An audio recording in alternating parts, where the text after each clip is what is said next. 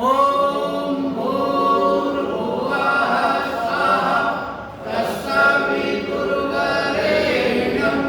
भर्गो देवस्य धीमहि धियो यो नः प्रचोदयात्। ओम नमो भगवते वासुदेवाय। एक बार पुनः सभी को मेरा अभिवादन प्रणाम। जैसा आप जानते हैं भगवत गीता के 6वें अध्याय आत्म संयम योग को निरंतर ले रहे हैं। आज इस क्रम में दूसरा विवेचन आपके समक्ष है। प्रथम दिन में जो भगवान कृष्ण ने कहा था वो ये था, श्री कृष्ण भगवान ने ये बताया था कि संन्यास की नवीन अवधारणा के बारे में बताया गया। उन्होंने ये कहा इंटर ट्रांसफॉर्मेशन होने पर भी आप कहीं भी रहें, गृहस्थ में रहें या कहीं और रहें, आप संन्यास धारण कर सकते हैं। आउटर सजावट वाला सन्यासी हो ऐसा आवश्यक नहीं है। आउटर सजावट का कोई विशेष महत्व नहीं है। अब इसी क्रम में आगे आज वो कहते हैं, हे अर्जुन, जो सन्यास को ऐसा कहते हैं उसी को योगी था। जो अभी बताया गया इनर ट्रांसफॉर्मेशन के बारे में, जो ऐसा कर पाए उसी को योगी जान। क्योंकि संकल्पों को न त्यागने वाला कोई भी प्राणी योगी नहीं होगा। देखिए बहुत छोटी सी बात उन्होंने कह दी, मगर इसके अंदर इतनी आध्यात्मिक गहराई छिपी हुई है। संकल्पों को न त्यागने वाला कोई प्राणी योगी नहीं हो सकता। तो प्रथम तो उन्होंने ये कहा कि संकल्पों को जो त्यागते वही संन्यास। इसका अर्थ यही हुआ।